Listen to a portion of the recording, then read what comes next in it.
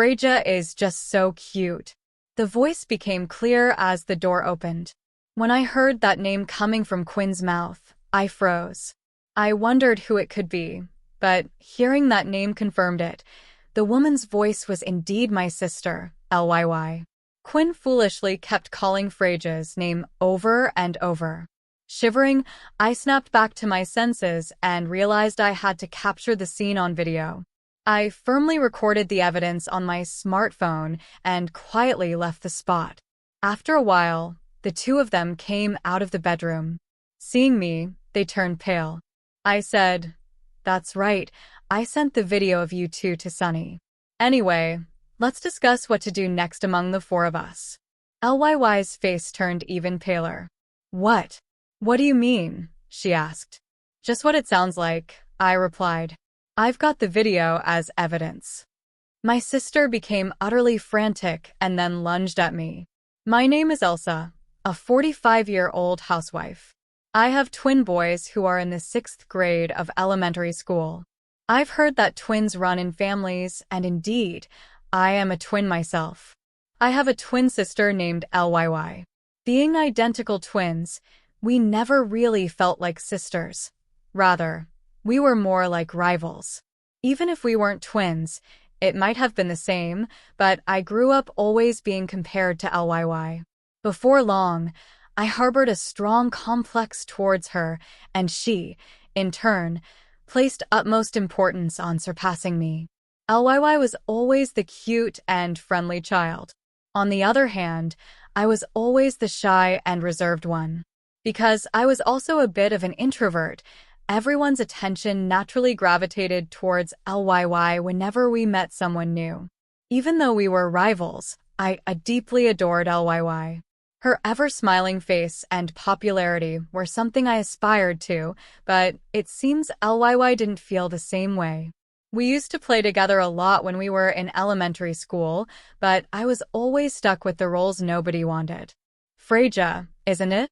When nobody wanted to be it in a game of tag, I was always the one forced into the role. Even when one of our friends suggested deciding by rock, paper, scissors, Lyy would pressure me, saying, "You do it, right, Elsa?" Not wanting to be disliked by Lyy or left out, I had no choice but to agree. Ly's manipulative behavior wasn't just limited to playtime. In 6th grade, we were deciding roles for a school play. We were going to perform Snow White, and I, not being much of an actress, hoped to be the narrator. But I caught a cold and had to miss school on the day of role assignments. "Elsa wants to be the narrator. I'll tell the teacher for you," Lyy said. She'd pass on my wishes, so I trusted her and felt relieved. However, when I returned to school after recovering, I was shocked to find out I had been cast as the lead role. "Why am I the lead?" I asked a friend in disbelief. And then came the unbelievable reply. "Lyy said you wanted to be the lead." What? I didn't say that. But it was already decided. It seems that as we were entering puberty, no one wanted to take on the potentially embarrassing lead role of Snow White, so I, the quiet girl who was absent, was chosen. The teacher found it odd. Usually, I was so reserved that expressing a desire to take the lead role was out of character for me. The teacher asked Lyy if I had really said that.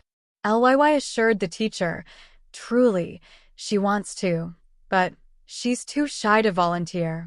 Please let this be an opportunity for Elsa to shine." It sounded like Lyy was looking out for me, but I knew better. I cried and insisted I couldn't do it and didn't want to.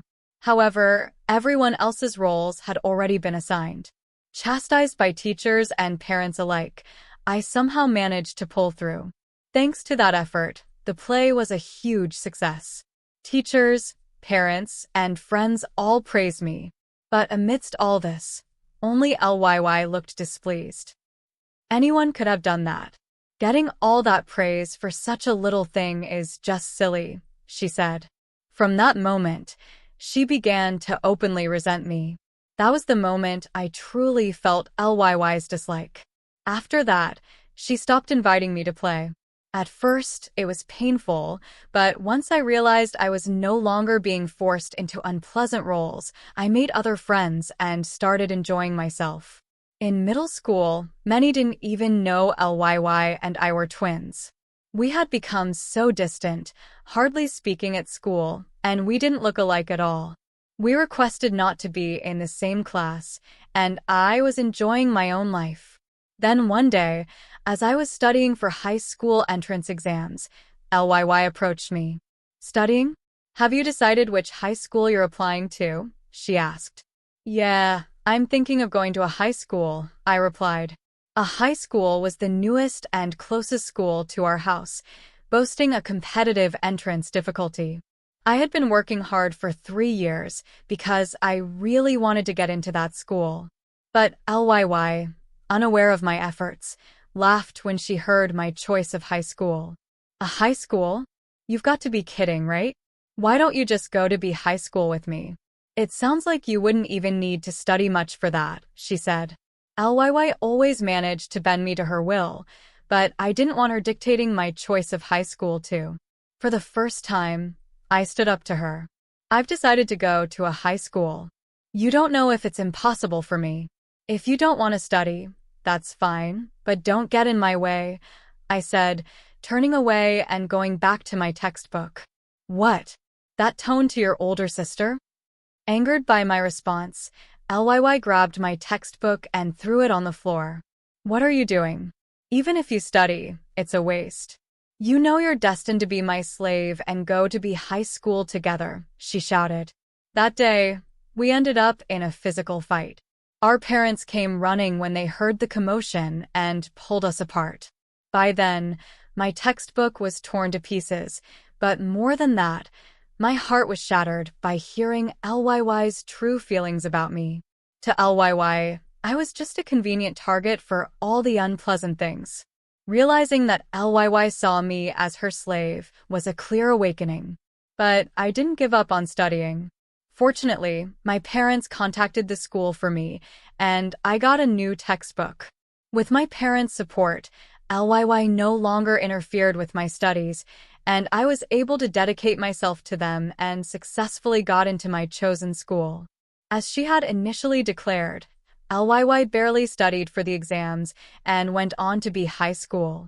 Thus, we went to different high schools, pursued our education at different universities, and eventually started our careers as adults. I began living on my own, and that's when I met a man named Henrik. We were hired at the same company and felt a closeness because we were from the same area. When he asked me out, I felt like I was dreaming. I actually like you, Elsa. I'd be happy if you'd go out with me, he said. Hearing those words made me incredibly happy. I had feelings for Henrik too, but I had never had the courage to admit such feelings openly.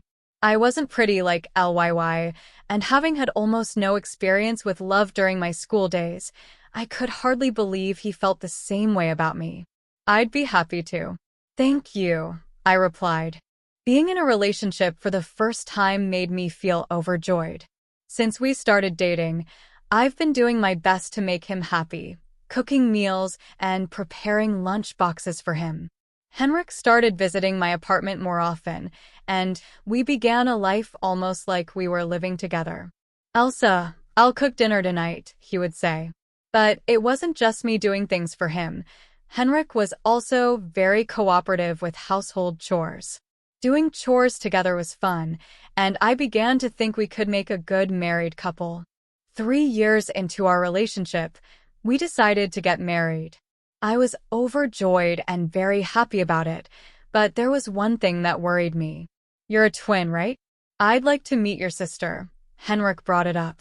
During the 3 years we were dating, I had told him that I have a twin sister, but I had never introduced him to LYY. I hadn't even told her about having a boyfriend. Since that big fight in middle school, there had been a deep rift between us. Yeah, that's right, I replied, knowing that if we were getting married, it was inevitable that LYY and Henrik would meet. The thought of how LYY might scorn us made me anxious, but I knew I had to introduce them at some point. What? Married? Since when? When I finally called LYY after a long time, she seemed surprised by my news and raised her voice. I had told my parents, but it seemed LYY hadn't heard about it yet. She sounded like this was news to her. Yeah, and I want to introduce you to the man I'm going to marry. I'm busy, you know. Well, if you insist, I guess I could meet him. LYY was as condescending as ever, so I asked her to make some time for us. LYY hadn't changed since we were kids. I figured I had to be the adult and humble myself. We went back home to meet LYY on her day off.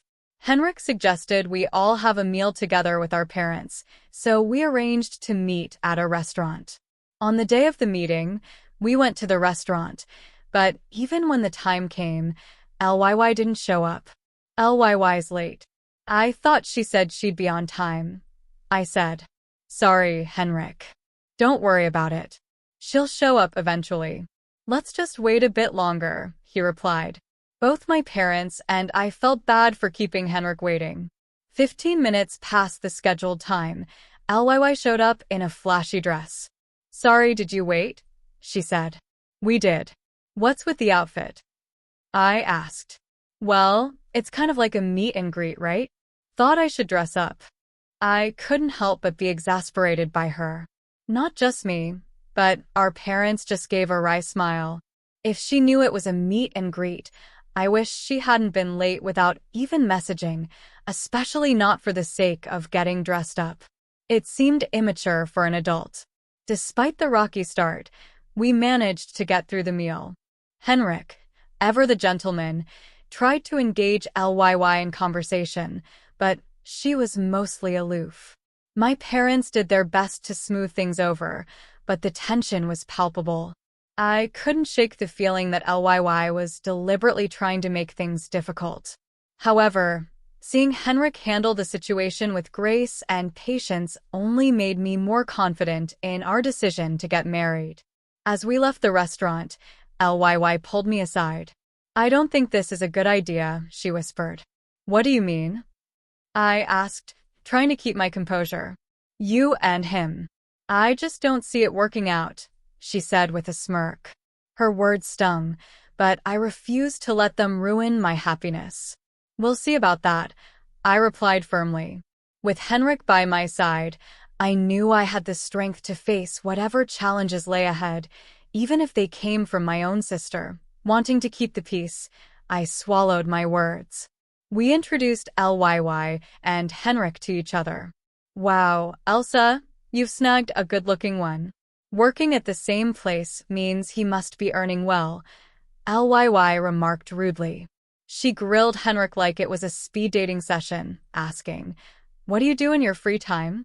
What were you doing before you started dating Elsa?" Despite our parents' attempts to stop her, LYY kept going, saying, "It's fine.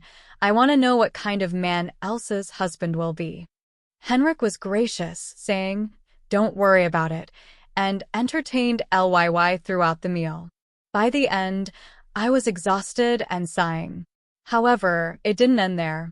"LYY's quite the character, huh?" "Opposite of Elsa," Henrik said.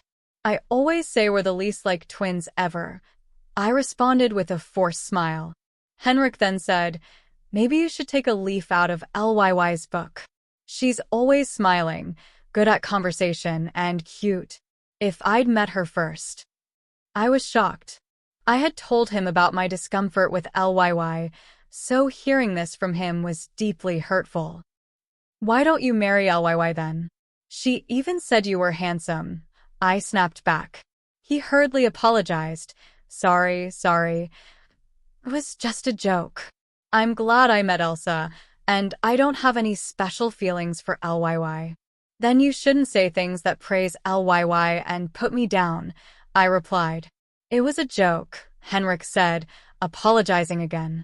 I was shocked, but I wasn't going to call off our engagement over this. I just hoped he understood. Right after that, he said, "But LYY is a nice girl. It's not good to be jealous of your sister. Let's all get along as a family now. We're adults.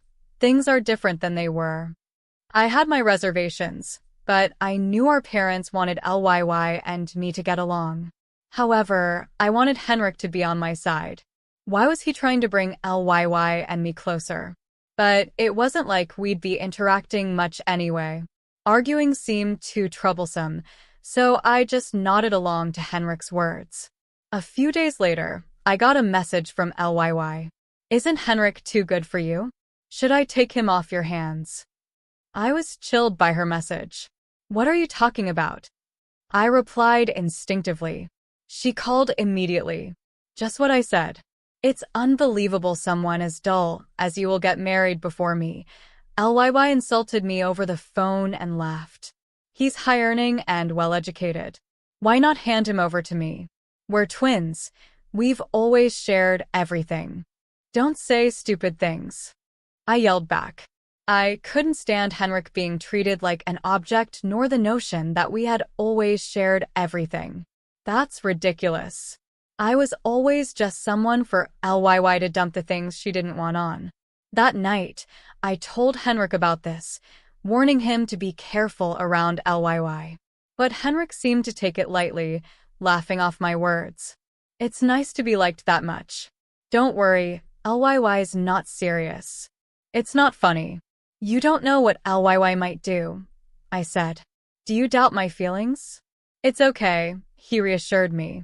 Despite his calm demeanor, I couldn't shake the feeling that something was off, because I said, it's okay. I tried to convince myself everything was fine. Despite Henrik being such a wonderful person, I felt like he had changed after meeting LYY. Henrik would affirm everything when it came to LYY, just because she was my sister. Other than that, he was the same wonderful partner as always, but I was dissatisfied with how he changed whenever LYY was involved. Don't worry so much, he said, trying to reassure me. If he didn't sway, there was nothing LYY could do. Feeling unsettled by her words was proof I hadn't fully trusted Henrik. So, I decided to trust him and ignore LYY's words. Even afterward, LYY sent me spiteful messages, but I never replied. Fortunately, she didn't interfere with us directly, and I prayed we could become wonderful sisters while leading a happy married life. Years went by. After I turned 40, my parents told me that LYY had gotten married. By then, I had blocked her and wasn't in contact, although we occasionally saw each other at our parents' home.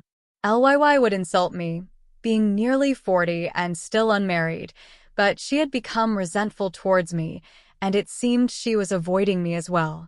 I thought LYY, being quite picky, wouldn't marry, but I was genuinely glad for her when I heard she had found someone. I realized how terrible I had been when Elsa got married only after I got married myself. Moreover, through my parents, LYY apologized to me. After that, we started communicating again. Indeed, LYY had changed, becoming much calmer than before. It was as if she had returned to the LYY I once loved. I never thought the day would come when LYY and I could laugh together again, so I was very happy. LYY even introduced me to her husband. He was about 5 years our senior, named Sunny. He seemed to care for LYY deeply, which reassured me. Having both married, LYY and I became closer. Our parents were very happy to see us getting along, and I wanted to make up for the time we had spent apart. Then, a few years later, something happened. I became ill at work and had to leave early. I wanted to inform Henrik, but he was out on business, so I left a message with a colleague. I went straight home. Upon entering the house, I immediately sensed something was off. It felt like there was someone inside, even though the house was supposed to be empty. Could it be a burglar? That thought flashed through my mind as I quietly entered. Listening closely, I could hear noises and voices coming from the bedroom. As I stood silently in front of the bedroom, I recognized Henrik's voice coming from inside, but I couldn't bring myself to speak up. The nature of his voice drained the blood from my face. It was unmistakably the sound of an intimate moment. The creaking of the bed confirmed my fears. I didn't need to see inside to know what was happening, and my hands trembled. However, if Henrik was cheating, I had to catch him in the act. With that thought, I carefully opened the door with my smartphone in hand, ready to record.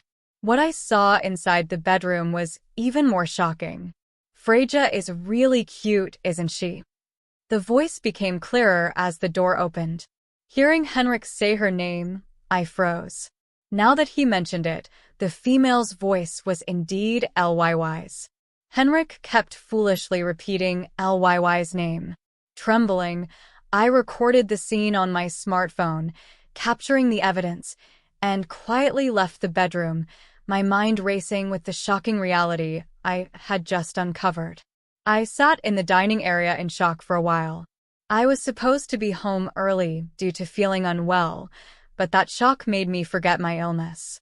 Staring blankly at my phone, I just waited for this nightmare to end. A few minutes later, the bedroom door opened. "I'll head back to work now, so lock up," said a voice. "Okay, it'd be nice if we could live together soon," replied another. Hearing this, I hurriedly stood up. Noticing the noise, Henrik and Lyy saw me in the hallway. "Elsa, why are you here?" Henrik exclaimed, turning pale. "Why, this is my house, right? But why is Lyy here? Aren't you both supposed to be at work?" Lyy looked away for a moment, but then smirked defiantly. "Why do you think? You wanted it from my own mouth, didn't you, Lyy?" Henrik tried to stop her, but Lyy wouldn't be silenced. "I've always hated how you look down on me. Happiness and Henrik don't suit you. I'll take everything," Lyy declared. I just smiled at her words. "Is that so? Then I'll give you Henrik, but don't think you can take my happiness." Lyy seemed annoyed by my retort, glaring at me. I continued, addressing her directly. "Yeah, I sent the video to Sunny. Let's discuss this as a group of four sometime soon." Ly's face turned pale instantly. "What do you mean?" "Just what I said. If you want Henrik, Sunny should know about this, shouldn't he?" "What have you done?" Lyy lunged at me. "Lyy, calm down." "How can I calm down?" Henrik tried to stop her, but Lyy was beyond reason. Just then, the smartphone inside Ly's bag rang. At that sound, Lyy froze in place. "Looks like Sunny's calling, isn't it?" Lyy, pale-faced, hesitantly looked at her bag but showed no sign of answering the call. In the silent room, only the sound of the phone echoed. After a while, it stopped ringing and then my phone rang. See? Since Lyy didn't answer, now he's calling me. "Elsa, I'm truly sorry. Please forgive Lyy. Can you somehow cover for her with Sunny? If not, Lyy will lose everything," Henrik started pleading, as if to protect Lyy. Lyy, standing next to him, began to sob bitterly as if she were the tragic heroine. What Henrik said made sense, actually. Sunny is not only Ly's husband, but also the president of the company where she works. If Sunny learns about Ly's infidelity, divorce talks might start, and she might not be able to continue working at his company, especially now during work hours. There's no room for sympathy, though. It seems harsh. She did this knowing full well she could lose everything. "I can't possibly cover for her," I said firmly. "That's too harsh." Henrik, as usual, tried to defend Lyy. His words infuriated me, and I glared at Henrik. Worried about her thinking Lyy is the only one who's going to lose her family and job is a huge mistake. At my shout, Henrik flinched and started sweating profusely. It was as if he suddenly came to his senses, starting to break out in a cold sweat. He must have understood the meaning of my words. "Just so you know, I've also sent the video to the company's main email address, including your department and name." "What have you done?" By then, Sunny's call had ended. Henrik and Lyy stood frozen with a look of despair. After kicking them out, I called Sunny. "Sorry to disturb you at work." "It's about the video, right?" "Yes, It involves Henrik, doesn't it? Yes, I replied to Sunny's gentle voice. I'm sorry for asking this of you. Sunny had consulted me because he felt something was off with LYY. It might have been plausible for the old LYY, but the current LYY truly loved Sunny. I didn't think she would jeopardize her marriage. How tough it is to go through life after what you two have done. It's not her responsibility to fix the mess you've made. Sunny's words made both LYY and Henrik fall silent. I took a deep breath, feeling more resolute. LYY, I understand you're in a difficult situation, but I've moved on with my life. Your health issues are unfortunate, but they do not change the past or the choices you made. Henrik looked as though he was about to argue again, but I cut him off. Enough. I've endured enough because of both of you. I refuse to let you manipulate or guilt-trip me into giving you a part of my body. This conversation is over. I stood up and Sunny followed suit, giving Henrik a warning glance.